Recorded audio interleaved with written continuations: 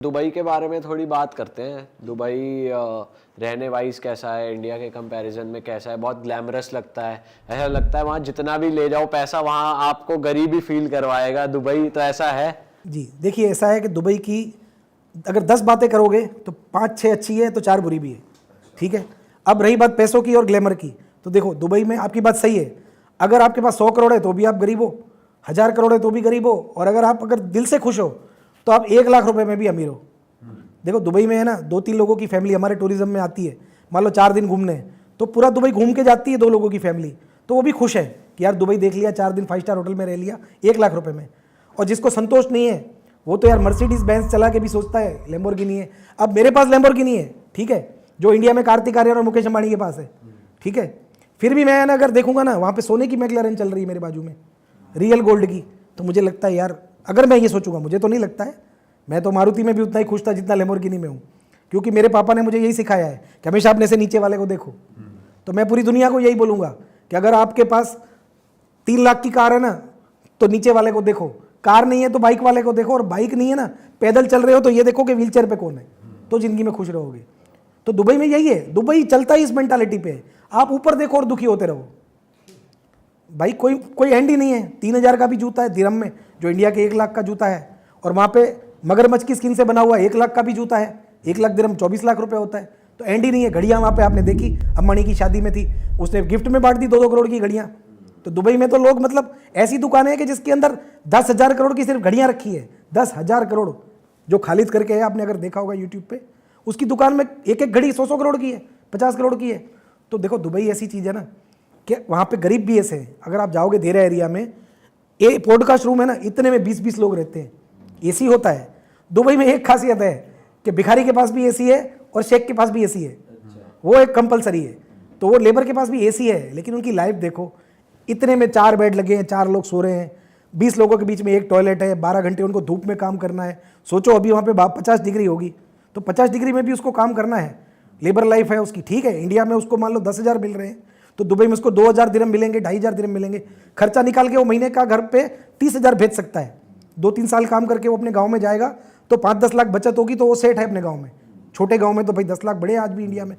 Sir since आप Dubai में इतने सेटल्ड हो, आपका बिजनेस भी, आपने हमने सोशल मीडिया पे ये सुना है कि काफ़ी कंट्री, एशियन कंट्री से काफ़ी गर्ल्स पर्टिकुलरली दुबई शिफ्ट होती हैं फॉर प्रोस्टिट्यूशन, इस टाइप की कुछ प्राइवेट सर्विसेज के लिए।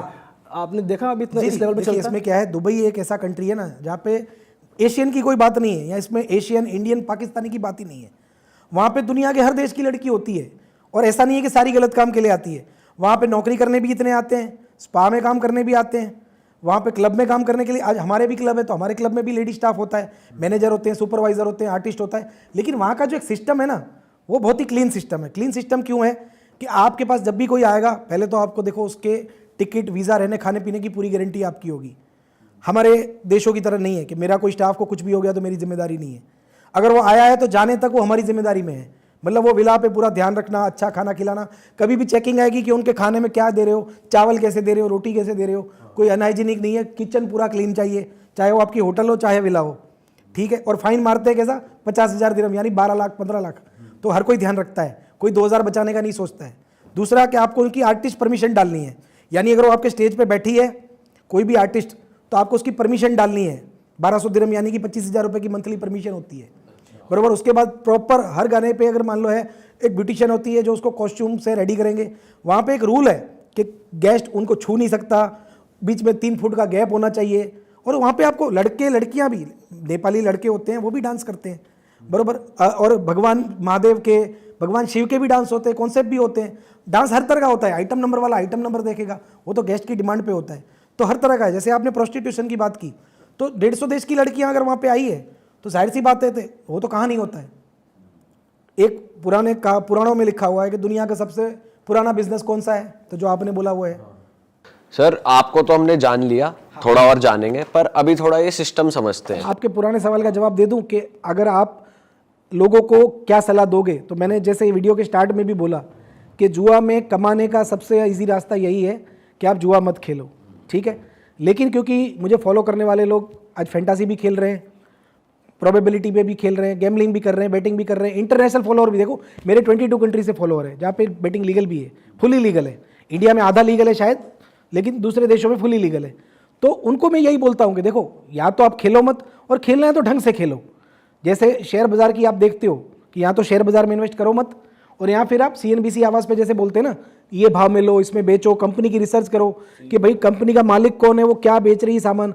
अब मुझे भी पता है, इंडिया में अभी सेबी का जो डेटा आया कि लास्ट ईयर जितने लोगों ने फ्यूचर एंड ऑप्शन में खेला, करीब 64 लाख लोगों ने खेला, 97% लोगों ने अपना पैसा खो दिया।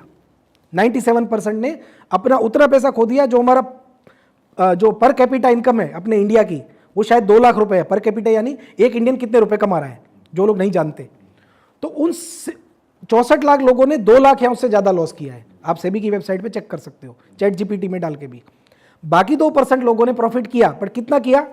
1,20,000 रुपये, जिसमें से उन्होंने long term short term capital gain भरा होगा या इनकम टैक्स भरा होगा। और 1% लोग थे जो 5 लाख 10 लाख या उससे ज़्यादा कमाए। तो आप सोचो कि क्या परसेंटेज है शेयर बाजार में आपके सक्सेस होने का।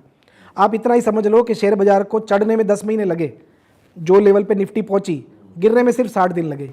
सही बात है। किसी ज्ञानी आदमी ने अभी बोला था, मैंने यूट्यूब पे ही देखा था, कि एक शेयर को 50 का 100 होने के लिए 100% गेन करना पड़ता है, और गिरने में सिर्फ 50% गिरेगा तो भी 50 पे आ जाएगा 100 वाला माल। तो इसी के अंदर सारी कहानी छुपी हुई है कि इन्वेस्ट, मैं ये नहीं बोलता हूँ कि शेयर बाजार पूरी तरह से बुरी है, ठीक है। गैम्बलिंग की बात पे आने से पहले मैं ये कहना चाहूँगा, हमेशा मैं बोलता हूँ कि आप जो पैसा लगा रहे हो आप खुद लगाओ। SIP म्यूचुअल फंड में आप लगा रहे हो, आपको पता ही नहीं आपका पैसा कहाँ लग रहा है, ठीक है। एटलीस्ट मुझे ये तो पता हो कि मैं जिसमें लगा रहा हूँ उसका मालिक मुकेश अंबानी है, उसकी इतनी प्रॉपर्टी है, इतना उसका कैपिटल है, उसका घर इतना बड़ा है, तो मुझे पता है मेरे पैसे लेके भाग नहीं जाएगा। मैं स्मॉल कैप मिड कैप में लगा रहा हूँ। अच्छा, ये किस्सा एक बहुत बढ़िया है, आप सब के सुनना ही पड़ेगा कि ऐसा है कि मेरे पापा जिस कंपनी में नौकरी करते थे, वो कंपनी की पूरी जो नेटवर्थ थी वो 1.5 करोड़ की थी। 1.5 करोड़ उस जमाने में, आज से 30-35 साल पहले, मतलब उसमें ज़मीन आ गई, मशीनरी आ गई, सब आ गई। तो उस कंपनी को कोई बड़ा ब्रोकर था उस टाइम पे जो बड़े बड़े शेयर चलाता था उस ज़माने में, शेयर को ऊपर ले जाना, नीचे ले जाना, ऑपरेटिंग जो आज भी होता है, वो भी आगे बताऊंगा कैसे होता है। तो उन्होंने बोला इसके पब्लिक लिमिटेड कर देते हैं, यानी कि शेयर निकालते हैं बाहर। तो ठीक है, तो 3 करोड़ की वैल्यूएशन पे उसके शेयर निकाले गए, आज से 30-35 साल पहले। 3 करोड़ की वैल्यू, एक तो 1.5 का माल 3 करोड़ में निकाला गया, ठीक है। वो कंपनी कांडला पोर्ट में ही अभी है, मैं नाम नहीं बताऊंगा क्योंकि हमारे रिलेशन में है, और नाम लेके कोई भी अभी फ़ायदा नहीं है इतने साल बाद, ठीक है, क्योंकि आज वो शायद बहुत ज़्यादा बड़ी कंपनियां बन चुकी है। तो वो 3 करोड़ रुपए का उसका वैल्यूएशन निकाला गया। आप बिलीव नहीं करोगे, उस कंपनी में जो 1.5 करोड़ की कंपनी है, स्टाफ ही 8 लोगों का है, मेरे पापा को इंक्लूड करके। अच्छा, ठीक है। और उसका काम क्या था कि जो विदेश से ऑयल आता है उसको स्टोर करते हैं, और बदले में जो लोग आता है उसको टैंकर में भर के दे देते हैं, स्टोरेज का काम। और साथ में एक छोटी सी उन्होंने रिफाइनरी डाल दी, ये लिस्टेड करने के लिए कि हम इस तेल को रिफाइन भी कर रहे हैं। वो भी पुरानी मशीनें लेके, मतलब जो होता है ना स्कैम दिखाने के लिए कि हाँ भाई हमने मशीनें डाल दी है। तो हुआ क्या कि पब्लिक ने 50 गुना भरा उसको, उस जमाने में 150 करोड़ भरा लोगों ने उस कंपनी में, ठीक है। अभी 2-3 महीने पहले आया था कि कोई हीरोंडा का या और पैसे आने के बाद भी वो उसी साइज पे चलती रही। हाँ, नहीं चली कंपनी बराबर। बात तो सुनिए आगे क्या हुआ, बड़ा इंटरेस्टेड है इसका मूड। तो जो 150 करोड़ आया, तो मैंने जस्ट अपनी नॉलेज के लिए पूछा पापा को, जब ये सब बात, पापा की एक खासियत थी, घर आके रात को ये सब बताते थे मुझे, मेरे भाई को, ताकि हमें नॉलेज मिलती रहे कि देखो ऐसा हो गया, पब्लिक ऐसा कर रही है, 3 करोड़ में 150 कर दिए, पागल हो गए ये वो। तो कंपनी के बॉस ने क्या, 10 रुपये का शेयर था, उसने पहले से ही बोल दिया कि जिस दिन लिस्टिंग होगा 29 रुपये से ऊपर ट्रेड करेगा पहले दिन, ठीक है, बॉस ने और वो जो ऑपरेटर था उसने। तो वाकई में वही हुआ, जिस दिन लिस्टेड हुई उस दिन वो 27 रुपये पे ट्रेड कर रहा था। अच्छा, उसने पहले से बता दिया कि इसको 60-70 ले जाके हम लोग अपना माल छोड़ देंगे, जैसे आजकल प्रमोटर लोग करते हैं, ठीक है। तो सारे स्टाफ को 10 रुपये में शेयर दे दिए। मेरे पापा उस कंपनी के मैनेजर थे, ठीक है, 3000 पगार वाले। तो दिवाली का बोनस आया, कुछ 2 पगार 3 पगार जो मिलता है, तो उन्हें 12,000 के शेयर पकड़ा दिए 10 रुपये के हिसाब से। शेयर जो है 27 पे ट्रेड कर रहा है। तो मैं था बच्चा 13-14 साल का, लेकिन मेरे पापा को एक सलाह दी, क्योंकि मैं अक्सर उस फैक्ट्री में उनके साथ जाया करता था, स्कूटर पे बैठ के, दोनों तरफ दरिया के बीच में से। तो मैंने बोला यार पापा, 10 रुपये का शेयर मिला है, 27 आ रहा है, आपकी तो दिवाली की बोनस है, हमें शॉपिंग वॉपिंग में काम आ जाएंगे, आधे तो बेच दो, अपना तो फिर भी आधा माल पड़ा है फ्री का। तो बोले नहीं बेटा, ये तो 60-70 पे जाएगा। मतलब आपको कैसे पता 60-70 जाएगा, आप भी तो जानते हो पुरानी मशीन है, 1.5 करोड़ की कंपनी है।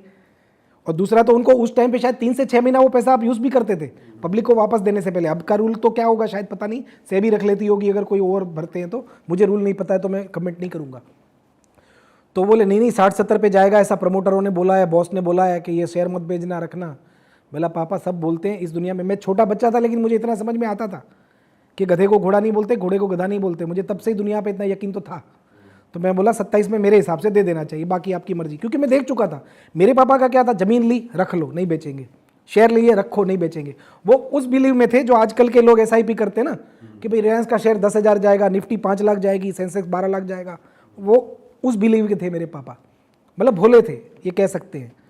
तो मेरे सामने उनके कितने शेयर 10 से 40 गए, जीरो हो गए, मतलब पूरी सूटकेस भरी रहती थी उन शेयरों की। मैं बोलता था क्या कर दिया ये, उस टाइम पे मैं डांट देता था, लेकिन क्योंकि मैं भी गैमलर था तो वो भी मुझे डांटते थे। तो टॉम एंड जेरी आपको बताया। तो वो कंपनी के शेयर वाकई में वही हुआ, 30-40 से ऊपर नहीं जा पाए। हमारे पास हमारे शेयर रह गए, वो शेयर कचरा होकर 2-3 रुपए के रह गए, और कुछ 4 रुपए में एंड में हमने बेचे। कंपनी बंद नहीं हुई, जीरो नहीं हुआ शेयर, बराबर, क्योंकि उसके प्रमोटर के पास बहुत पैसा था, उसके ओनर के और भी 10-15 बिजनेस थे, तो वो बच गए। अरे वाह, आपने ये वीडियो यहाँ तक देख ली भाई, तुमने हमारी मेहनत सफल कर दिया। तुम ही लोग हो असली रियल हिट। और अगर आपको बहुत मजा आ रहा है ऐसी क्लिप्स में, ऐसी वीडियोस में, तो फटाफट जाइए प्लेलिस्ट पे, बिंज वॉच कीजिए, सारी वीडियोस देख डालो और मौज काटो। That is it. हम मिलेंगे नए पॉडकास्ट में, नए क्लिप में। Till then bye bye, see you, take care, do subscribe. Best of real talk online. Okay, bye bye.